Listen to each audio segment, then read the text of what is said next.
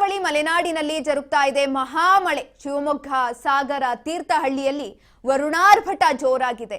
ಭದ್ರಾವತಿ, ಎನ್ಆರ್ಪುರ, ಹೊಸನಗರದಲ್ಲಿ ಮಳೆ ನಿಲ್ತಾನೆ ಇಲ್ಲ. ಧಾರಾಕಾರವಾಗಿ ಮಳೆ ಸುರಿತಾ ಇರುವಂತದ್ದು. ಅದೇ ರೀತಿಯಾಗಿ ಪಶ್ಚಿಮ ಘಟ್ಟದಲ್ಲಿ ಧಾರಾಕಾರವಾಗಿ ಮಳೆ ಸುರಿತಾ ಇದೆ.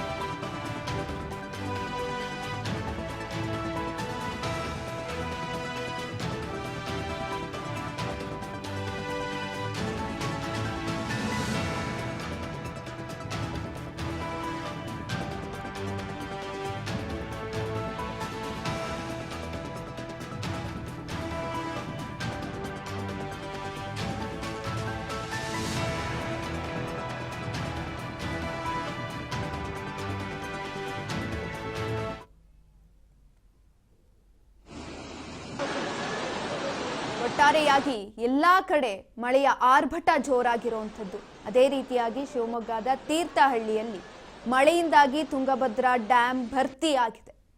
ಧಾರಾಕಾರವಾಗಿ ಸುರಿಯುತ್ತಿರುವಂತಹ ಮಳೆಗೆ ಜೀವನಾಡಿಗೆ ಜೀವ ಕಳೆ ಬಂದಿರುವಂಥದ್ದು. ಇದೀಗ ನೀವು ದೃಶ್ಯದಲ್ಲಿ ನೋಡ್ತಾ ಇರಬಹುದು, ಎಷ್ಟು ಚೆನ್ನಾಗಿ ಧುಮ್ಮಿಕ್ತಾ ಇದೆ.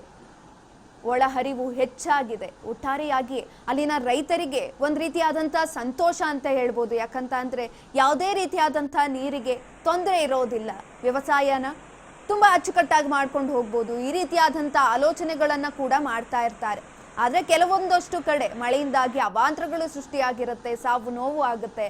ಆದರೆ ಇಂತಹ ಸಂದರ್ಭದಲ್ಲಿ ಯಾವಾಗ ಮಳೆ ಜಾಸ್ತಿ ಆಗುತ್ತೆ, ಯಾವಾಗ ನದಿಗಳು ಡ್ಯಾಮ್ಗಳು ತುಂಬುತ್ತೆ, ಆಗ ಮುಂದಕ್ಕೆ ಯಾವಾಗ ನಾವು ಈಗಲೊಂದಷ್ಟೇ ಯೋಚನೆ ಮಾಡಬಾರ್ದು, ಮುಂದಕ್ಕೂ ಕೂಡ ಈ ನೀರಿನಿಂದ ಎಲ್ಲೋ ಒಂದು ಕಡೆ ಆ ಭಾಗದ ರೈತರಿಗೆ ಅನುಕೂಲ ಆಗುತ್ತೆ ಅಂತ ಹೇಳ್ಬೋದು. ಆ ರೀತಿಯಾಗಿ ತುಂಗಭದ್ರಾ ಡ್ಯಾಮ್ ತುಂಬಿ ಹರಿತಾ ಇರುವಂಥದ್ದು, ಅದನ್ನು ನೋಡಲಿಕ್ಕೆ ಎರಡು ಕಣ್ಣುಗಳ ಸಾಕಾಗಲ್ಲ, ಅಷ್ಟು ಚೆನ್ನಾಗಿ ಹರಿತಾ ಇರುವಂಥದ್ದು. ಒಟ್ಟಾರೆಯಾಗಿ ವರುಣಾರ್ಭಟ ಎಲ್ಲೆಡೆ ಜೋರಾಗಿದೆ. ಕೆಲವೊಂದಷ್ಟು ಕಡೆ ಅವಾಂತರಗಳನ್ನು ಸೃಷ್ಟಿ ಮಾಡಿದ್ರೆ, ಇನ್ನು ಕೆಲವೊಂದಷ್ಟು ಕಡೆ ಸಂತೋಷವನ್ನ ಕೂಡ ತಂದುಕೊಡ್ತಾ ಇದ್ದಾನೆ ವರುಣ. ಕರಾವಳಿ ಮಲೆನಾಡಿನಲ್ಲೂ ಕೂಡ ಮಹಾಮಳೆ ಜೋರಾಗಿರುವಂಥದ್ದು.